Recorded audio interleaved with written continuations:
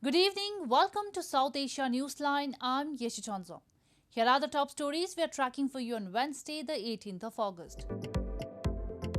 Afghans in India fear for kin under Taliban rule. PM Modi says will provide all possible help.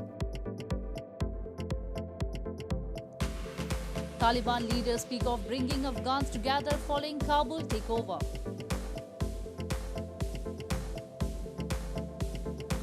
And CPN-UML formally splits. Madhav Kumar Nepal-led faction registering new party. And now for all the details. Afghan students and refugees in India have expressed that they feel helpless and are worried for their families and loved ones back in Afghanistan, as they fear the worst under the Taliban rule. Meanwhile, Indian Prime Minister Narendra Modi, who chaired a meeting of the Cabinet Committee on Security on Tuesday, said India will provide all possible help to Afghan brothers and sisters who are looking towards India for assistance. Afghan nationals studying in different colleges and universities across India on Wednesday said they were unable to focus on studies as they were worried for their families and loved ones back home after the Taliban seized control in Afghanistan. They said they cannot think of a future in Afghanistan as the Taliban, known for running a brutal form of Islamist government, does not respect the literate people and violates basic human rights. Now their only priority is to complete education and settle in some other country. They said that Afghanistan is like it destroyed, so you continue your education, you try to be safe. If it is possible, after finishing your degree, travel to another country, and if it's possible, you can invite us or bring us to that country. India is home to several thousand Afghan refugees, many of whom live in settlements across capital New Delhi. Sheila Sharif, an Afghan woman living in India since 7 years, said that the Taliban will not do anything immediately, but will soon show true face. फिलहाल तो तालिब चुप है, कोई काम नहीं करेंगे क्योंकि बाहर लोग से डर है और अमेरिकन लोग उधर है, थोड़ा डर लग रहा है, कुछ नहीं करेंगे. जब वो बाहर चलेंगे फिर असली फिल्म का सिनेरियो शुरू हो जाएंगे. फिर देखो औरतों के साथ कैसा बुरा करेंगे और बूढ़ों के साथ और बच्चे के साथ क्या करेंगे. Meanwhile, Indian Prime Minister Narendra Modi on Tuesday chaired a meeting of the Cabinet Committee on Security and said India will provide all possible help to Afghan brothers and sisters who are looking towards India for assistance. Earlier in the day, India airlifted hundreds of its citizens, including embassy staff from Kabul.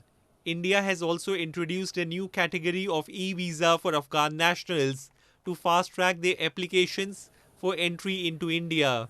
India added 35,178 new coronavirus infections, taking the total tally of COVID-19 cases to 32.28 million, while the national recovery rate improved to 97.52%, the highest since March 2020, Health Ministry data showed on Wednesday.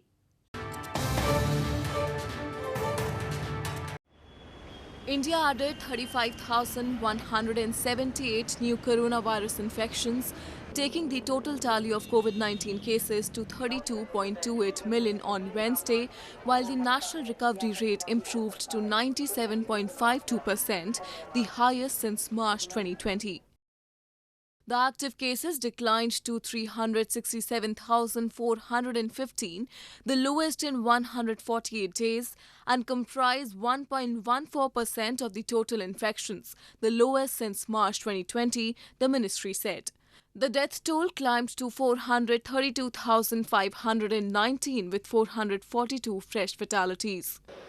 Cumulatively, 560 million COVID-19 vaccine doses have been administered under the nationwide vaccination drive so far.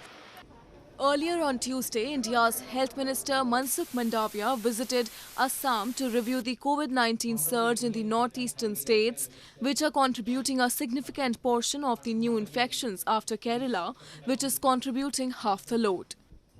Mandavia said that the centre has sanctioned a COVID-19 response package of Rs 23,000 crore for states across the country to combat the pandemic. Of this, a package of rupees 1,352.92 crore has been sanctioned for the 8 northeastern states.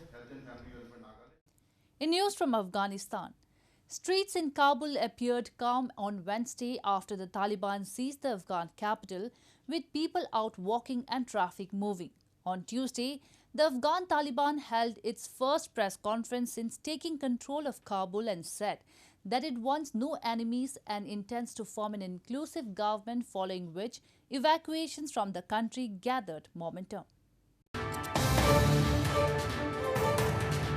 Streets in Kabul appeared calm on Wednesday after the Taliban seized the Afghan capital, with people out walking and traffic moving. Armed Taliban militants continued to patrol the streets of Kabul on Wednesday. As the group said, they want peace, will not take revenge against old enemies, and would respect the rights of women within the framework of Islamic laws.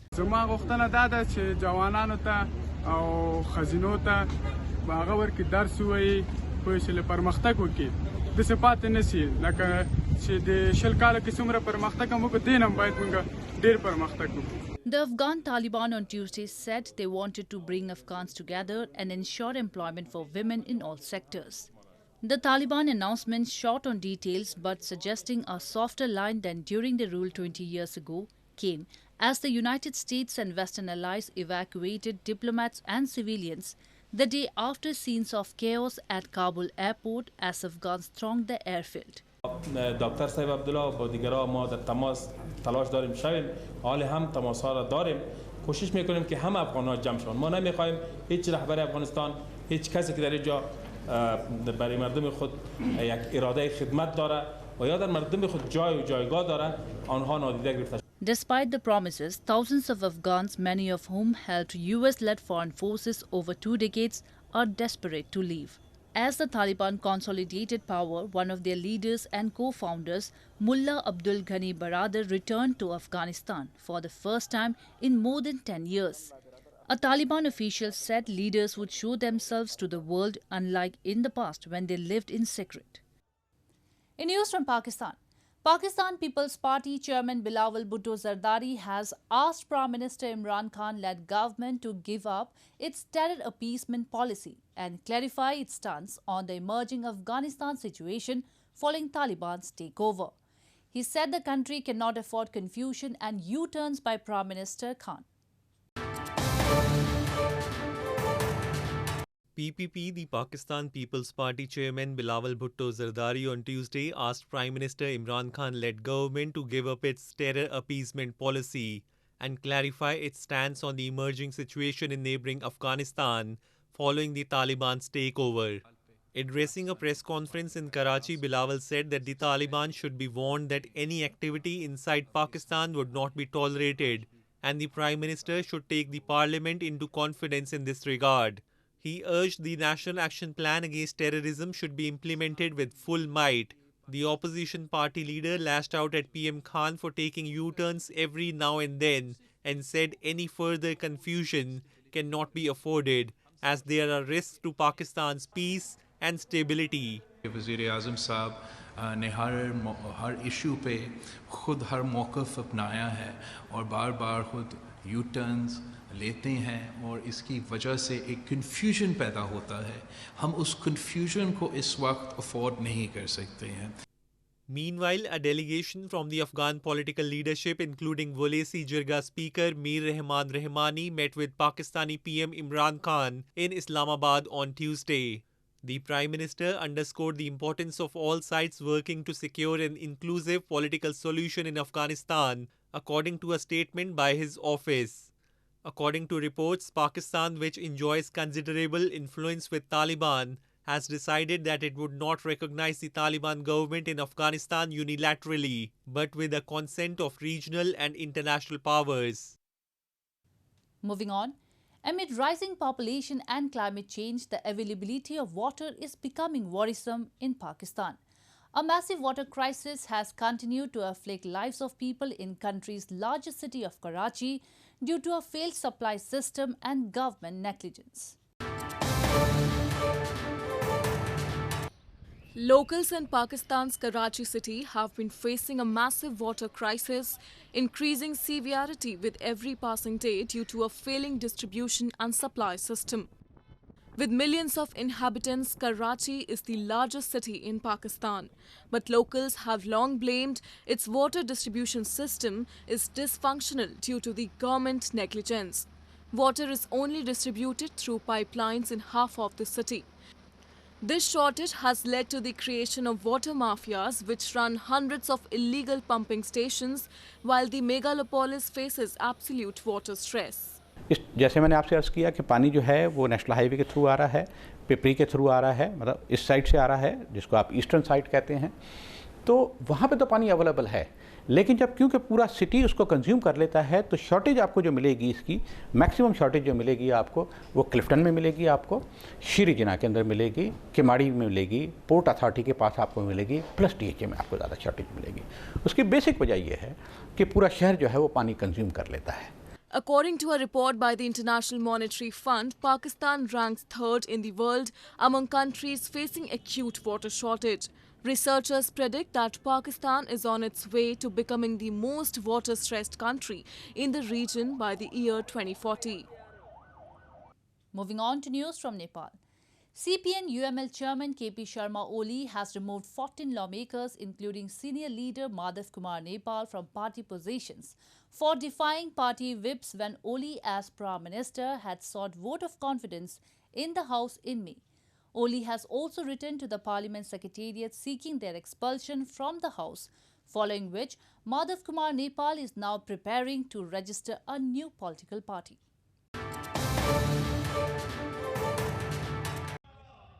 The CPN-UML Communist Party of Nepal Unified Marxist-Leninist fell into crisis after party chairman K.P. Sharma Oli on Tuesday recommended action against 14 lawmakers by removing them from the party, including senior leader Madhav Kumar Nepal.